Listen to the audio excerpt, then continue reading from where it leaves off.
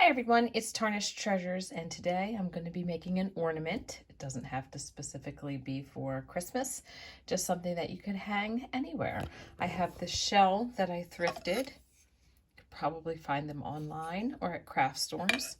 I've got the glue that I always use, Aleene's The Ultimate, and I have some rhinestone trim. So first I'm going to stick that around the edge. I have the rhinestones around the outside. So now is the time that you can add any picture on the inside, any type of ephemera decoupaged on or collaged on. So I'm gonna get into my little paper stash and see what I can find.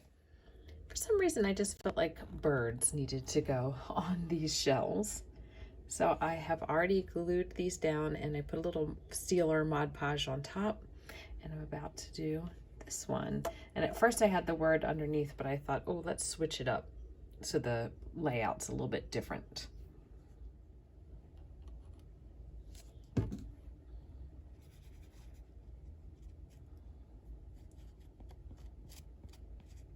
I use my fingers. I remember one time, I think I was watching the Martha Stewart show, and Rosie O'Donnell was on there, and Martha Stewart was decoupaging with a paintbrush, and Rosie O'Donnell was using her entire hand and coating it with the sealer or glue, and I thought Martha was gonna die.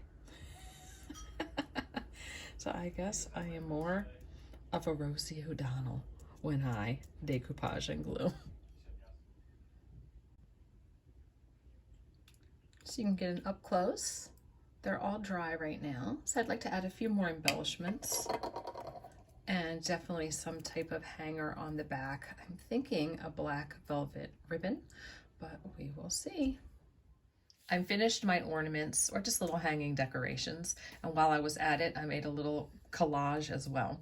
So I have them in these little bags. I picked these up thrifting somewhere, maybe in a state fill bag, and I haven't used them yet for journaling, but my stuff fit perfectly in there, so I thought it would be fun to pull them out and share what I did.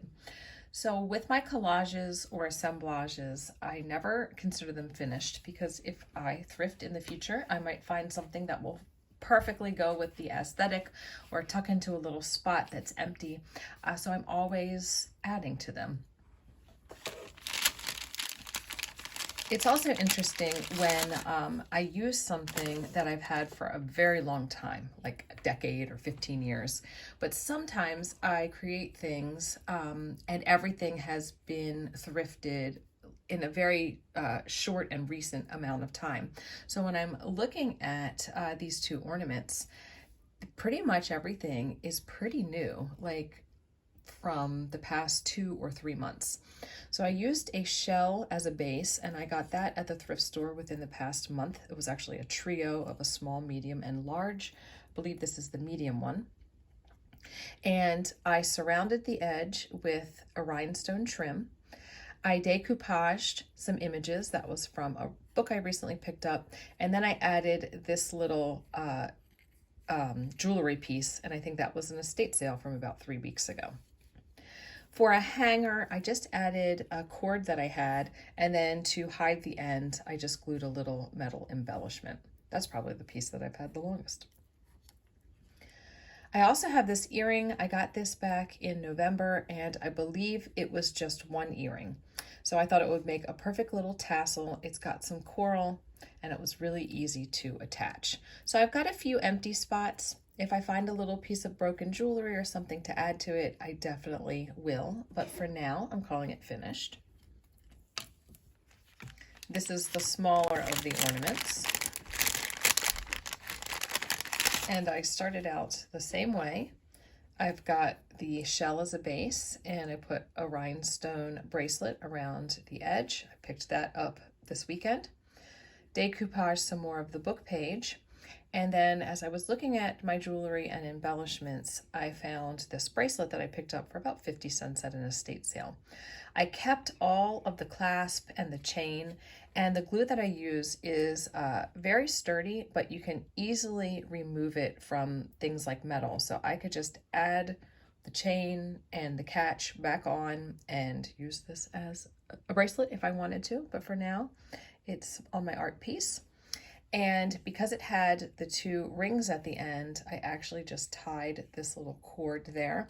I might try and hide that with a little bead or gem or something like that.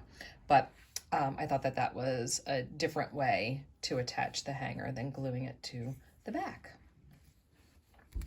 Those might be nice to put out for spring. Just if you have a dresser, just hang it from a knob. Maybe the corner cabinets that I have in the dining room. And the last piece is a little bonus inspired by Valentine's Day. As I was just going through what I had to create these, I just kind of came up with this. This frame here was on a postcard and it had come loose. I almost threw it away, which is strange because I normally don't do things like that. And I thought, oh no, that could come in handy with some journaling. So behind it is one of those Italian receipts that I just picked up. And then I did have the back of a similar postcard that I glued here. I signed it. And I have these Victorian paper dolls. I have these two pieces of jewelry. This was a bird from an earring set that I recently picked up. And I already used the bird on the little outfits that I made for my closet of curiosities. And then this pin was 50 cents at the flea market. It actually had the arrow going in the different directions. So I broke them apart and have them going in a different way now. It was signed, the postcard from Annie, so I let that show. And then I used a little baker's twine, made a little banner, and wrote love on it. And you could put this on a flower frog or some type of easel. I have those little doorknob holders that I made. And I think that would look nice for Valentine's Day next year.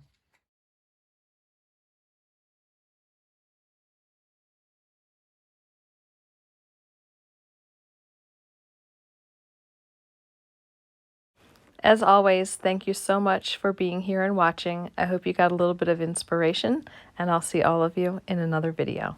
Bye.